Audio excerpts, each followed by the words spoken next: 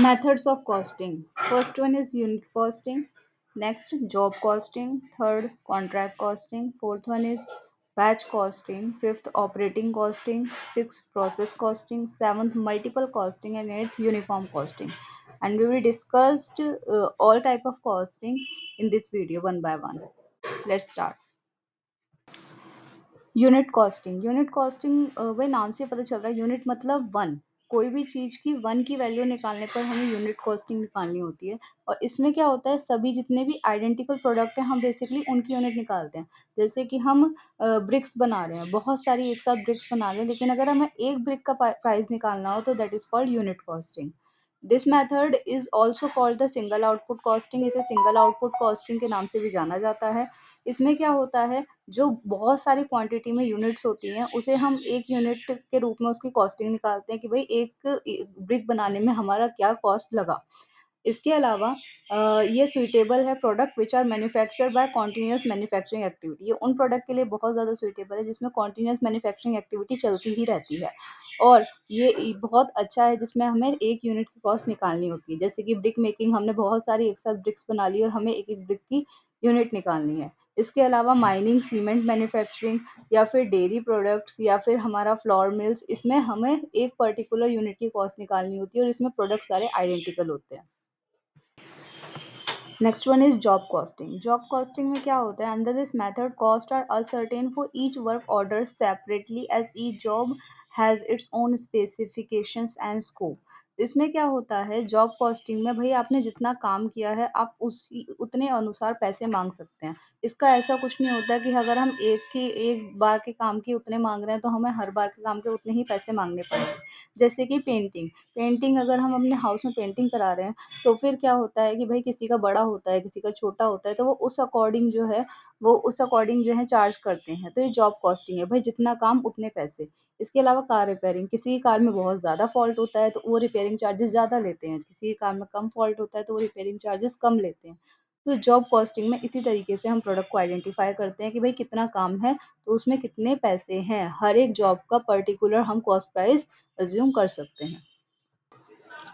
Next one is contract costing. Contract costing क्या होता है, वही नाम से ही पता चल रहा है, कॉन्ट्रैक्ट मिला है आपको, उसकी कॉस्ट निकालनी है। अब ये कॉन्ट्रैक्ट बड़ा भी हो सकता है और कॉन्ट्रैक्ट छोटा भी हो सकता है। तो इसमें क्या होता है, बहुत ज़्यादा हैवी एक्सपेंडिचर होता है और and stretches over a long period and often is undertaking at different site. ये लॉन्ग पीरियड तक स्ट्रेच हो सकता है। ऐसा नहीं है कि हमने आज कॉन्ट्रैक्ट मिला, आज हमने काम कर लिया और काम खत्म, आपके पैसे आपको मिल जाएंगे। नहीं, कॉन्ट्रैक्ट कॉस्टिंग में एक टाइम पीरियड का हिसाब होता है और क्योंकि ये बहुत बड़े लेवल पे होते हैं और इसमें एक्सपेंडिचर भी बहुत ज़्यादा लगता है। इसमें हर एक कॉन्ट्रैक्ट को एक सेपरेट यूनिट के रूप में ट्रीट किया जाता है, उसकी अलग से कॉस्टिंग निकाली जाती है। जॉब कॉस्टिंग में क्या होता था, जॉब कॉस्टिंग में हम छोटे-छोटे कामों की हम कॉस्टिंग निकालते थे, वो एक ही दिन में या फिर कुछ ही टाइम में कंप्लीट हो सकते हैं। लेकिन कॉन्ट्रैक्ट कॉस्टिंग इसका अपोज़िट है जिसमें बहुत सारे बड़े-बड़े कामों को होता है। इसे हम टर्मिनल कॉस्टिंग के नाम से भी जानते हैं, जैसे ब्रिजेस बनाना, रोड्स बनाना, बिल्डिंग्स बनाना, ये सारे कॉन्ट्रैक्ट कॉस्टिंग के अंडर आते हैं क्योंकि इसमें एक्सपेंडिचर भी ज़्यादा होता है और हर किसी की वैल्यू डिफरेंट होती है, हर किसी का कॉन्ट्रैक्ट प्राइस डिफरेंट होता है। हम हर एक ब्रिजेस का सेम प्राइस चार्ज नहीं कर सकते। Next one is batch costing. Batch costing भाई नाम से ही पता चल रहा है, बैच मतलब जब बहुत सारी चीज़ एक साथ आइडेंटिकल चीज़ें एक लॉट में बनाई जाती हैं, एक बैच में बनाई जाती हैं, जो सेम प्रोडक्ट होते हैं, वो बैच कॉस्टिंग कहलाती है। This method of costing is used where the unit produce in a batch are uniform in nature. जो बैच में चीज़ें बनाई जाती है वो यूनिफॉर्म होती हैं नेचर और डिज़ाइन में भी, डिज़ाइन भी सेम होता है और सारी एक सी ही चीज़ होती हैं।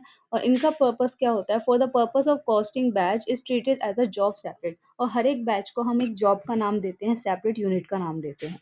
जैसे कि फार्मास्यूटिकल इंडस्ट्रीज, फार्मास्यूटिकल में क्या होता है, जो मेडिसिन बनाते हैं वो बैचेस में बनती है। बहुत सारी मेडिसिन हम लॉट में बनाते हैं और उन्हीं मेडिसिन का हम लोग प्राइस जो है एक बैच के रूप में एक जॉब परफॉर्म करने के अकॉर्डिंग उसकी कॉस्टिंग निकाली जाती है। Next one is operating costing और सर्विस कॉस्टिंग। इसे सर्विस कॉस्टिंग के नाम से भी जाना जाता है क्योंकि ये बेसिकली सर्विस सेक्टर में ज़्यादा यूजफुल होती है। इसमें क्या होता है, आप जितनी सर्विस प्रोवाइड करेंगे आपको उसके अकॉर्डिंग चार्जेस मिलेंगे या उतने उसके अकॉर्डिंग आप कॉस्ट चार्ज कर सकते हैं। Where the cost of operating और service such as nursing home, bus, railways और चार्टेड बस। तो ये जो नर्सिंग होम, बस और रेलवेज और चार्टेड बस में इस टाइप की सर्विसेज काम आती हैं। This method of costing is use to ascertain the cost such as particular service. इसमें क्या होता है, हम पर्टिकुलर सर्विस जब परफॉर्म करते हैं उसके अकॉर्डिंग उसकी कॉस्ट निकालते हैं। हर एक पर्टिकुलर सर्विस को हम एक सेपरेट यूनिट के रूप में ट्रीट करते हैं, जो कि ऑपरेटिंग कॉस्टिंग कहलाती है। जैसे कि अगर नर्सिंग होम है, उसमें हम लोग चार्जेस कैसे करते हैं कि भाई जितने दिन के लिए आपने बेड लिया है उसमें उतने अकॉर्डिंग आप पैसे चार्ज करेंगे। इसके अलावा अगर बस है, बस में आप जितने किलोमीटर बस को लेके गए हैं, जितने किलोमीटर बस ने ड्राइवन किया है, उसके अकॉर्डिंग आप चार्ज करेंगे, तो that is operating costing. Next one is process costing. Process costing भी नाम से पता चल रहा है, प्रोसेस मतलब जो ऐसी चीज़ें होती हैं, जो ऐसे प्रोडक्ट होते हैं जिसको बनाने में बहुत सारे टाइप का प्रोसेस लगता है और हम मिड प्रोसेस में ही उन्हें सेल कर सकते हैं। तो उस टाइप के प्रोडक्ट को हम लोग प्रोसेस कॉस्टिंग के अंडर लाते हैं। जैसे कि हमारा एक क्लॉथ बनाने की फैक्ट्री है, क्लॉथ मैन्युफैक्चरिंग है, उसने क्या किया, जो क्लॉथ बनाना होता है वो हमारा डिफरेंट स्टेजेस से जाता है। सबसे पहले स्पिनिंग होती है, स्पिनिंग के बाद यार्न बनता है। हम यार्न को भी as a finish product sell कर सकते हैं, और अगर हमें उसे फिनिश प्रोडक्ट सेल करना होगा तो हमें पहले यार्न की कॉस्ट निकालनी होगी। इसके अलावा अगर यार्न के अलावा हम लोग उसे कपड़ा बना के सेल करें, तो हम इसे एज अ रॉ मटेरियल के रूप में भी सेल कर सकते हैं, तो हमें उसे क्लॉथ की कॉस्टिंग भी निकालनी होगी। लेकिन अगर हम उस क्लॉथ से दोबारा शर्ट या फिर कोई ट्राउज़र बना के सेल करें, तो हमें उस ट्राउज़र की कॉस्ट निकालनी होगी। तो इसमें क्या होता है, डिफरेंट स्टेजेस पे हम अपने प्रोडक्ट को as a finish product sell कर सकते हैं, जिसमें हमें डिफरेंट स्टेजेस की कॉस्ट निकालनी पड़ती है। Next one is multiple costing. Multiple costing में क्या होता है, जब हमारा आउटपुट जो है वो बहुत सारे पार्ट्स असेंबल होके बना हो। इसमें एक सिर्फ एक ही पार्ट का रोल ना हो या फिर एक ही इंडस्ट्री का रोल ना हो, हमें जो आउटपुट है वो अलग-अलग इंडस्ट्रीज से निकलवाना पड़े और फिर उसकी कॉस्ट हम अज़्यूम करें। तो इसमें क्या होता है, जैसे कि अगर टेलीविज़न है, टेलीविज़न में क्या होता है, हमारे जो प्रोडक्ट होते हैं उसमें जो चीज़ें लगती हैं, वो हमें अलग-अलग यूनिट से मँगानी पड़ती है, उसके बाद हमें असेंबल करना होता है, उसके बाद वो जाके मार्केट में सेल होता है।